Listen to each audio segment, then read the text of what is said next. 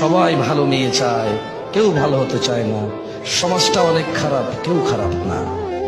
সবাই ভালো ছেলে চায়, খারাপ ছেলে চায় না। সব পুরুষরা বউ মারে, কোনো মহিলা তর্ক করে না। নিজেকে শুধরাও, অন্য কোনো শুদ্ধ মানুষের কাছে যাও। আরে বোকা মানুষ, এই পৃথিবীতে মানুষ স্বাধীন নয়। এই পৃথিবীতে কোনো মানুষই স্বাধীন নয়। মানুষ কিভাবে স্বাধীন হতে পারে? এখানে পৃথিবীতে যতদিন থাকবে মানুষ আল্লাহর দাসত্বের মধ্যে থাকবে।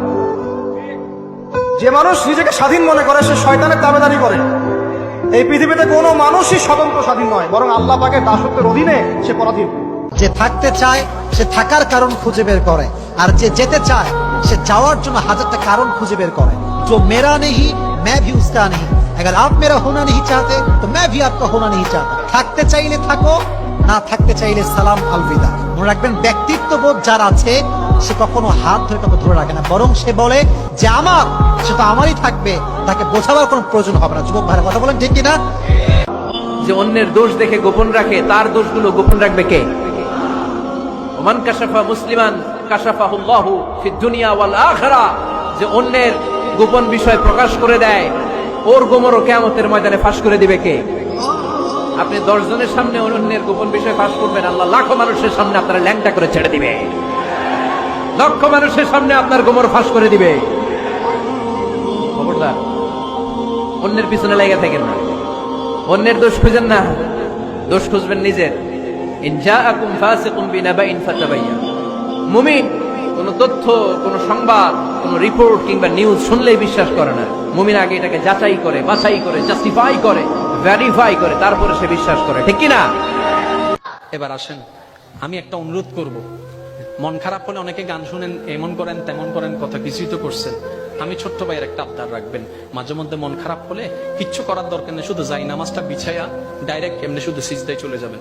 কিচ্ছু পড়ার দরকার নেই, শুধু চোখটা বন্ধ করে রাখবেন, সিজদায় পড়ে থাকবেন। 2 থেকে 3 মিনিট পরে দেখবেন যে আপনার মনের মধ্যে কেমন যেন একটা শান্তি লাগা শুরু হয়েছে, শান্তি লাগা শুরু হয়েছে, অশান্তি লাগা শুরু হয়েছে। এবার আপনি অনুভব করতে থাকবেন সেই শান্তিটাকে, বুঝার চেষ্টা করবেন আমি তো কিছু করি নাই, তাহলে শান্তিটা আসছে কোন জায়গা থেকে? আরে অজু তো বানাই নাই। যে অজু না করে যদি সিজদায় এত মজা হয়, জিকির ছাড়া যদি সিজদায় এত মজা হয়, না জানি অজুওয়ালা সিজদা কেমন হবে, জিকিরওয়ালা সিজদা কেমন হবে, প্রেমওয়ালা সিজদা কেমন হবে। আমি তো সিজদায় গিয়েছি নিজের স্বার্থে, যদি কোনোদিন মওলার প্রেম নিয়ে যেতে পারি সেই দিন শান্তিটা কেমন হবে। সেই জন্য তখন বুঝতে পারবেন ইমাম হোসেন কিভাবে এবং কেন সিজদা অবস্থায় শাহাদাত বরণ করেছেন। সুবহানাল্লাহ। আল্লাহ বলে, ও বান্দা, ভাবো তো আগামীকাল যদি কিয়ামত, আগামীকালই কিয়ামত, তো আজ তুমি কি পাঠিয়েছো দেখো না, দেখো। আল্লাহ তাআলা বলে, আলাম ইয়ালাম বিআন্নাল্লাহা ইয়ারা। বান্দা, তুমি জানো আমি কিন্তু সারাক্ষণ তোমাকে দেখছি। বিআন্নাল্লাহা ইয়ারা, আমি সারাক্ষণ দেখে থাকি। মা গাররাকা বিরাব্বিকাল কারীম। আমি মাওলা কেন সিজদা পেলাম না? বলেন না বাপ, যুবক, এই ছেলেরা বল না বাপ, আজ সারা দিনে যারা এক ওয়াক্ত নামাজ পড়ো নাই, আল্লাহর সাথে এত রাগ কেন করলা? মনিবের সাথে এত নারাজ কেন হলা? আল্লাহ তোমার কি কি ক্ষতিটা করছে বাজান, কও না। হ্যাঁ, মা তোমার যত উপকার করছে মালিক অতটুকু করে নাই? হ্যাঁ, বাবা যে উপকারটুকু করছে আল্লাহ এটুকু করে নাই? বন্ধু তোমারে 1 কাপ চা খাওয়াইছে, মালিক তার চাইতে বেশি কোনো উপকার করে নাই? আহা, হায় হায়।